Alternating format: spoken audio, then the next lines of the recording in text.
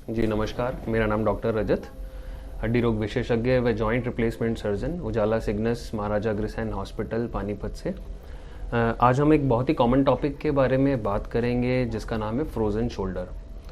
Frozen shoulder यानी कि कंधे का दर्द होना, और जो भी कंधे के दर्द से संबंधित जो भी पेशेंट्स हैं, कभी वो ऑर्थोपेडिक सर्जन से या फिजिशियन से या किसी आरएमपी डॉक्टर से कभी भी मिलते हैं तो यूजुअली मिसडाइग्नोज्ड हो जाते हैं, यानी कि किसी भी कंधे के दर्द को आप डायरेक्टली फ्रोज़न शोल्डर नहीं कह सकते हो। तो फ्रोज़न वर्ड जो है ये शब्द बना है फ्रीज से।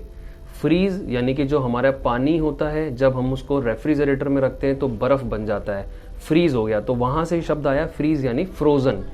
और फ्रोज़न और शोल्डर यानी कि जो हमारा कंधा है, ये कंधा जैम हो गया है, ठंडा हो गया है, एकदम जैम्ड हो चुका है, इसके मूवमेंट्स नहीं हो रहे हैं। तो जो कोई भी पेशेंट है जिसका कंधा जैम हो चुका है उसे फ्रोज़न शोल्डर कहेंगे, लेकिन कंधे के नॉर्मल पेन होने को फ्रोज़न शोल्डर डायरेक्टली आप नहीं कह सकते। तो जो फ्रोज़न शोल्डर का पेशेंट होगा उसे कंधे के किसी भी प्रकार के मूवमेंट नहीं पॉसिबल हो पाएंगे, चाहे वो खुद से करने का प्रयास करे या कोई और करने का प्रयास करे। जैसे कि मेरे कहने का मतलब, अगर कंधा हमारा यहाँ से, अगर राइट साइड के शोल्डर का फ्रोज़न शोल्डर है तो उसका पेशेंट खुद से मूवमेंट करेगा तो भी पॉसिबल नहीं हो पाएगा क्योंकि कंधा जाम है, और कोई और मूवमेंट करने के प्रयास करेगा तो भी नहीं हो पाएगा। ये चीज़ एग्जैक्टली फ्रोज़न शोल्डर है। इसके अलावा आप कंधा अगर ऊपर उठा पा रहे हैं लेकिन आपको दर्द हो रहा है, आप मूवमेंट कर पा रहे हैं, इस तरह से आगे पीछे किसी भी तरह से मूवमेंट कर रहे हैं, बस आपको पेन है, तो वो डायरेक्टली फ्रोज़न शोल्डर आपका नहीं है। वो कुछ और कंधे की प्रॉब्लम हो सकती है, जैसे कि बर्साइटिस होना, कंधे का जो मांसपेशियों के अंदर स्वेलिंग आ जाना जिसे रोटेटर कफ टेंडिनाइटिस कहते हैं, या इम्पिंजमेंट सिंड्रोम होना, कंधे की किसी और प्रकार की परेशानी हो सकती है।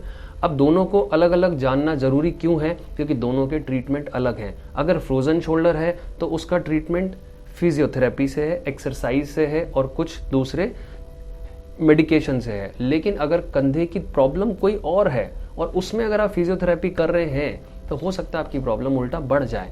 शायद ये एक रीज़न है कि फ्रोज़न शोल्डर के पेशेंट जब भी आते हैं, कभी मिलते हैं ऑर्थोपेडिक सर्जन से या किसी और डॉक्टर से, और कई बार बताते हैं कि हम 1 महीने से फिजियोथेरेपी कर रहे हैं, हमें कुछ आराम नहीं आ रहा। मे भी हो सकता है उनकी परेशानी फ्रोज़न शोल्डर हो ही ना। फ्रोज़न शोल्डर में होता क्या है, जो कंधे का यहाँ पे कैप्सूल होता है, यानी कि एक तरह से कंधे के सराउंडिंग में एक झिल्ली जैसी होती है पूरी, उसके अंदर इन्फ्लामेशन हो जाता है। कौन से ऐसे लोग हैं जिनको ये चीज़ होती है? अक्सर उनकी उम्र है लगभग 40, 50, 60 के आसपास की एज ग्रुप में ये प्रॉब्लम होती है। फीमेल्स में मेल की तुलना में थोड़ी कॉमन है।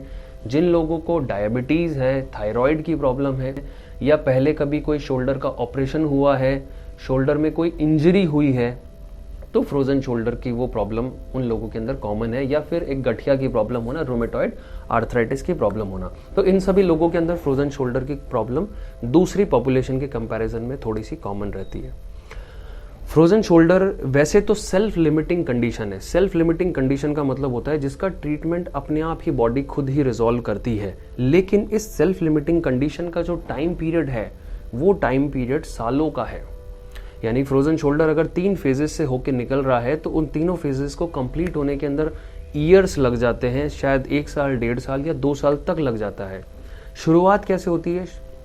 शुरुआत होती है कंधे के दर्द से।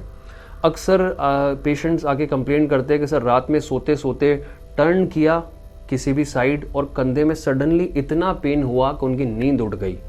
तो पेन की जो शुरुआती स्टेज है लगभग 1.5-2 महीने तक चलती है कि पहले दर्द ही दर्द रहता है। उस टाइम पे मूवमेंट फिर भी थोड़े बहुत पॉसिबल होते हैं। जमना यानी कि फ्रीज होने वाला प्रोसेस स्टार्टिंग फेज में होता है। सेकंड फेज में बहुत ज़्यादा स्टिफनेस हो जाती है, जिसे जैम होना कहते हैं, यानी कि कंधा बिल्कुल मूवमेंट ही नहीं करेगा। आप कुछ भी करने का प्रयास करो आपका कंधा जैम हो जाएगा। और थर्ड फेज होती है इसके रिजोल्यूशन की। रिजोल्यूशन यानी रिकवरी फेज। तो ये जो दर्द है और जो जाम हुआ है कंधा, ये दोनों धीरे धीरे धीरे धीरे धीरे कम होते जा रहे हैं। अब बात यह है कि जैसे ये सेल्फ लिमिटिंग कंडीशन है, बट ये तीनों फेजेस होने में 1 साल का टाइम अगर लगेगा तो उस 1 साल तक आप दर्द नहीं सहन कर सकते। आपको पेन बहुत रहेगा, स्टिफनेस के कारण आप कोई काम काज नहीं कर पाएंगे। तो that means some treatment is necessary.